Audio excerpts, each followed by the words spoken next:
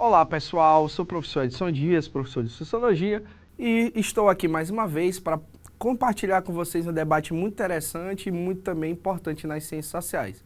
Então eu sugiro que você pegue aí o caderno, pegue a caneta, né, o lápis, a borracha, crie todo um ambiente de estudo, que eu tenho certeza que assim você vai ter aí um aprendizado de muita qualidade, ok? Sem mais delongas, vamos aqui ao nosso debate de hoje. Então hoje, pessoal, nós vamos discutir sobre os movimentos tradicionais e os novos movimentos sociais. Então, dentro da discussão sobre os movimentos sociais, vai ter um entendimento que os movimentos sociais tradicionais, eles vão estar ali muito ligados, por exemplo, às questões da classe trabalhadora, né, do proletariado, muito ligado ao marxismo, né, muito ligado às desigualdades sociais, à exploração dos trabalhadores e entre outros aspectos sociopolíticos e econômicos que o marxismo se preocupa e que vai ali referenciar os movimentos sociais considerados tradicionais, né, a partir ali do viés da luta de classes, ok? Enquanto os novos movimentos sociais, eles vão ser ali reconhecidos como os movimentos que estão ali na busca pelo reconhecimento identitário, por exemplo, por parte do Estado, e que não vai estar ali apenas ligado à ideia da luta de classes. Então, outros aspectos, outros elementos, eles vão ser incorporados a esses novos movimentos, né, e muitos deles reconhecendo, por exemplo, que a literatura marxista não é suficiente para superar determinados problemas aí que o grupo de pessoas que compõem ali o movimento enfrentam. Então, é sob essas prerrogativas que nós vamos ali efetivamente tentar diferenciar quem são os movimentos sociais tradicionais e quem são os novos movimentos sociais, ok? Então vamos lá. Então, primeiro ponto, movimentos sociais tradicionais, quem são, né? Os movimentos sociais tradicionais, eles surgiram principalmente ali no século XIX e XX. Então, se a gente for pegar historicamente, os movimentos sociais tradicionais, eles estão ligados ao contexto das revoluções industriais, né?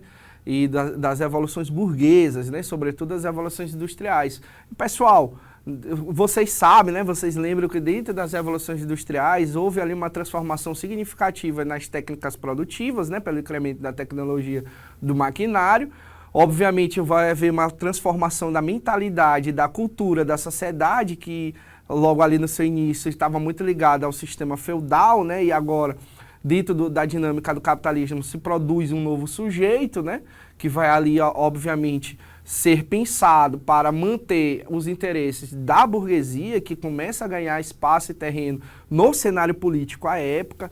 Então, a partir desses momentos, vão ser construídas novas relações entre os indivíduos, sobretudo na relação capital-trabalho, certo?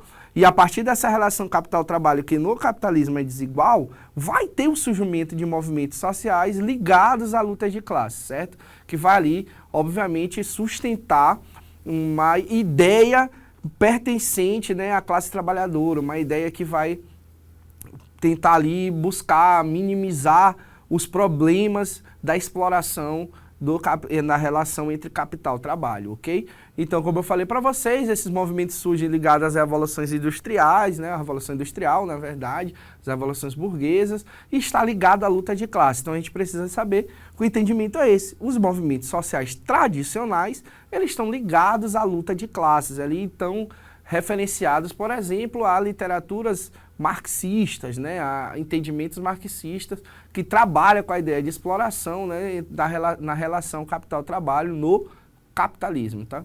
Então, esses movimentos sociais, eles vão ter caráter econômico e trabalhista. Por que eu destaco isso aí? Porque são duas características que são muito presentes na luta de classes, né, no conceito de luta de classes dentro do sistema vigente, certo? Que é a exploração na relação capital-trabalho, por exemplo. E aí, esses movimentos, eles são inicialmente pensados para buscar melhorias nas condições de vida e de trabalho da classe operária. Então, em outras palavras, os movimentos tradicionais, né, sociais tradicionais, eles estão ligados à classe trabalhadora. Então, é isso que a gente precisa ter fixo aí na nossa cabeça para quando nós formos discutir a diferença entre movimentos sociais tradicionais e os novos movimentos sociais, ok? Vamos lá. Para Karl Marx, a luta de classes é o motor da história, né? E os movimentos operários são expressões do que coletivas de interesse da classe trabalhadora. Então, como a gente discutiu em aulas anteriores, para ser um movimento precisa ser coletivo. Então, nós já temos ali uma característica, que é a expressão coletiva, a insatisfação coletiva mediante a exploração do trabalho dentro do regime capitalista. Correto? Então, Marx ele vai observar que a luta de classe é o motor da história, porque ela coloca ali em antagonismo, né, interesses distintos, né, polos de interesses antagônicos, de um lado os interesses da classe trabalhadora, de outro os interesses da classe dominante, que no caso seria a burguesia, certo? Então os movimentos operários, na verdade, eles estão expressando esses antagonismos, é uma organização que visa fortalecer a leitura de mundo da classe trabalhadora, que visa fortalecer os interesses da classe trabalhadora dentro dessa relação, correto? Então, essa expressão coletiva é dos interesses da classe trabalhadora contra o quê? A exploração capitalista. Então, é dentro desse contexto da relação capital-trabalho no capitalismo que os movimentos tradicionais eles se inserem, ok? Então, o movimento operário do início do século XX, né? Ele começa a se movimentar ali com greves gerais, com a exigência da redução da jornada de trabalho. Então, se a gente for analisar no início da Revolução Industrial, ali, no período que a Revolução Industrial se consolida, né? Você tem ali 16 horas de trabalho, né, para os trabalhadores, num dia que tem 24 horas, né, efetivamente. Então, resta aí menos de 10 horas para você fazer qualquer outro tipo de atividade do dia a dia, como, por exemplo, dormir, né, entre outras coisas. Então, o movimento operário, ele vai exigir a redução da carga horária de trabalho, por exemplo, a partir dessas manifestações grevistas, e essa manifestação grevista, ela só pode ser considerada a greve porque existe uma organização e as pessoas ali organizadas, elas entendem que aquela estratégia ela vai surtir algum efeito, porque vocês vão de ouvir, se só eu, por exemplo, percebesse a exploração dentro dessa relação e decidisse cruzar meus braços, o efeito seria quase nenhum, né? Se comparado a uma organização coletiva em que toda a coletividade decidisse cruzar os braços e ali manifestar a greve. Então, observe como a greve, ela justamente revela o caráter organizativo e coletivo dos movimentos sociais, correto? Então, além da exigência aí da redução da jornada de trabalho, o movimento vai passar a exigir melhores salários, né, e melhores condições de trabalho. Então, haja vista que nesse período as condições de trabalho eram extremamente insalubres, né? Crianças, por exemplo, eram contratadas, né, para desempenhar tipos de trabalho muito perigosos, por exemplo. A saúde dos trabalhadores era muito afetada pelos locais em que eles eram submetidos para trabalharem. Então, todas essas questões que atravessam ali a classe trabalhadora vai causar uma indignação entre os trabalhadores e a partir dessa indignação você tem ali a organização por parte deles a ponto de criar ali um movimento operário, reivindicando todas essas pautas aqui que nós destacamos no slide que vocês estão lendo, ok? Então vamos adiante. Nós temos aqui a estrutura, no segundo ponto, a estrutura e forma de organização dos movimentos tradicionais. Como os movimentos tradicionais eles estão estruturados e como os movimentos tradicionais eles estão organizados. Nós já sabemos que eles estão ligados ali as pautas trabalhistas, né, estão ligados aos movimentos operários, né, da questão da exploração de classe, né, e numa relação capital-trabalho. Então, nós já sabemos que os movimentos tradicionais, eles nascem a partir dessa exploração, né, no trabalho, dentro do regime capitalista. Agora, como é que esses movimentos sociais, eles se estruturam efetivamente, né, como é que eles se organizam? Então, esses movimentos, eles tinham uma estrutura mais centralizada e hierárquica.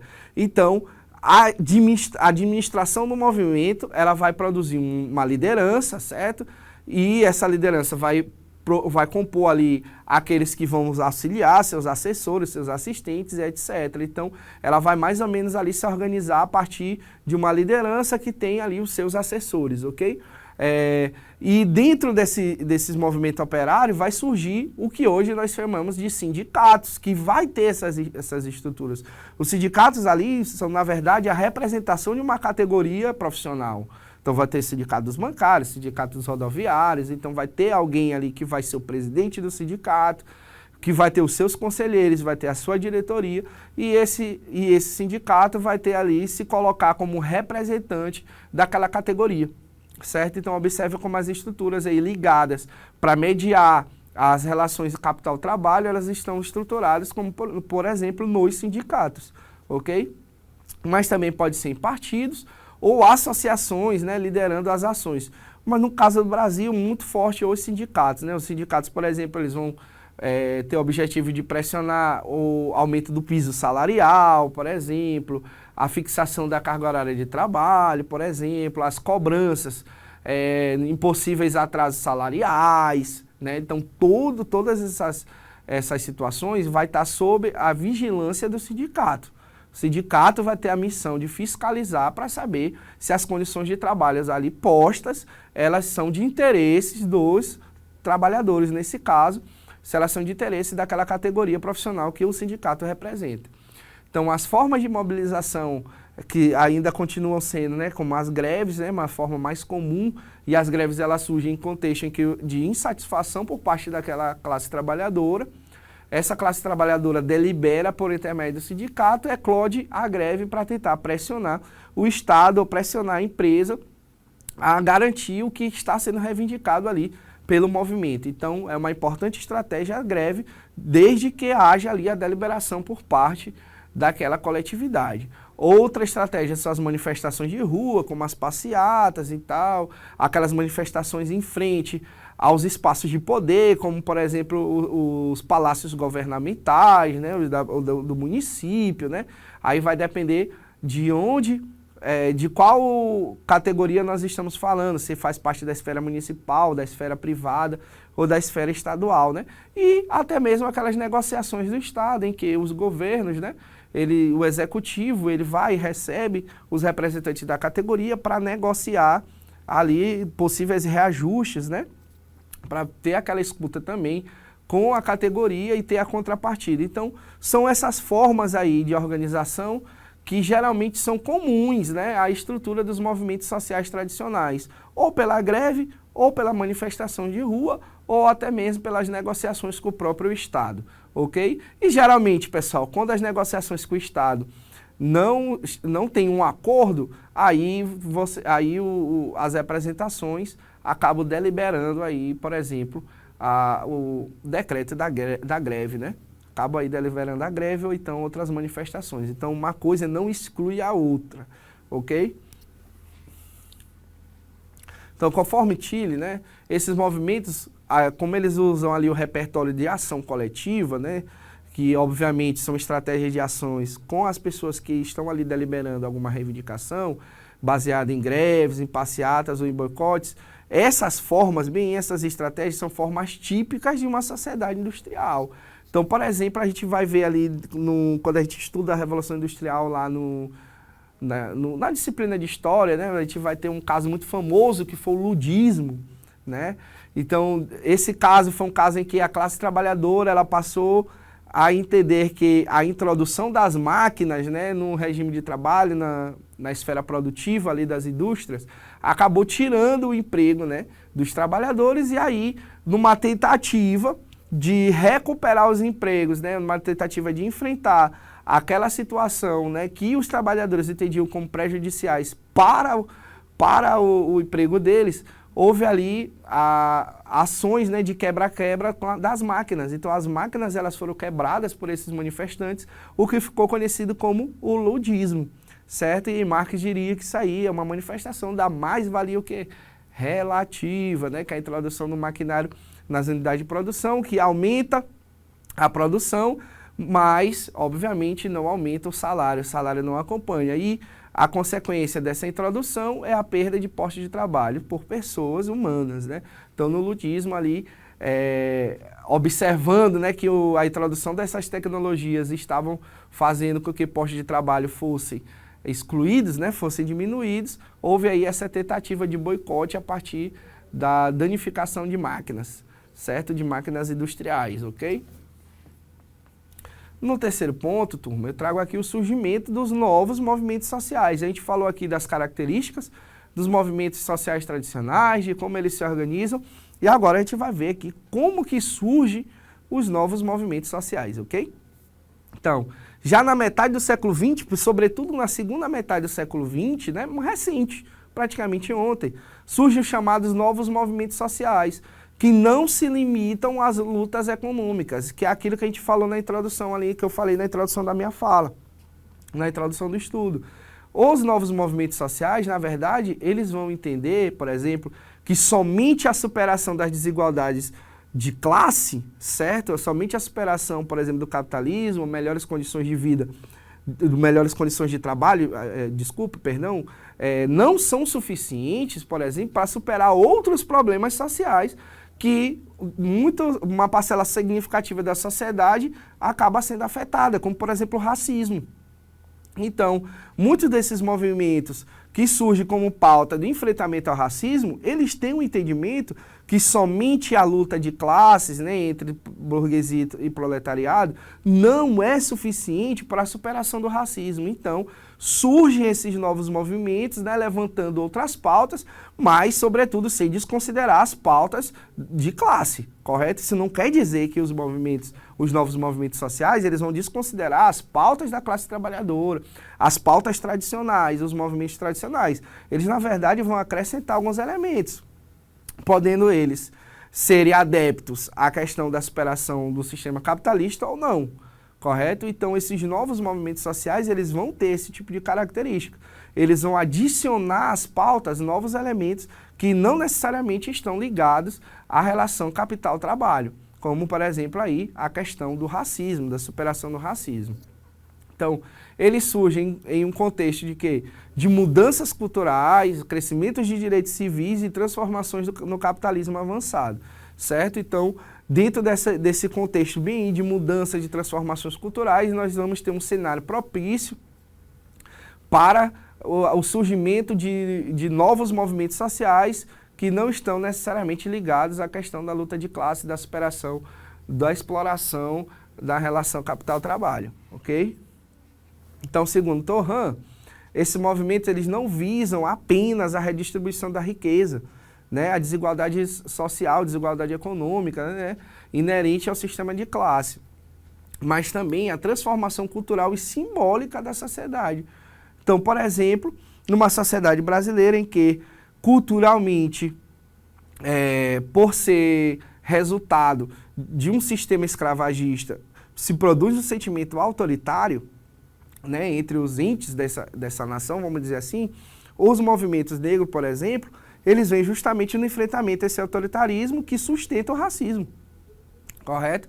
Então, tentando promover novos elementos culturais e simbólicos que transformem a mentalidade da sociedade brasileira, correto? Então, a partir disso, é que os novos movimentos sociais, eles são ancorados, beleza, pessoal?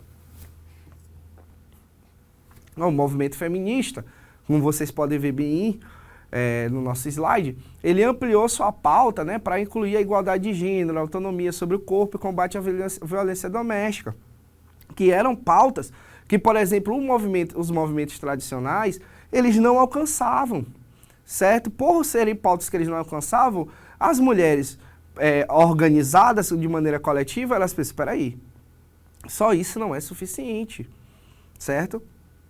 É necessário aí a gente colocar em pauta, em diálogo, situações que nos afetam, mesmo nós sendo trabalhadoras ou não, certo? Mesmo a gente pertencendo a classes distintas ou não, mas tem algo que nos atravessa, que é o machismo, que é o sistema patriarcal, que é comum a todas as mulheres. Aí depois vamos ter as ondas dos movimentos feministas, né? Que vai fazer toda uma discussão histórica sobre os corpos das mulheres brancas em relação às mulheres negras e indígenas e etc. Mas, a princípio, a pauta era a superação do patriarcado, justamente porque os movimentos tradicionais não davam conta desse enfrentamento, ok?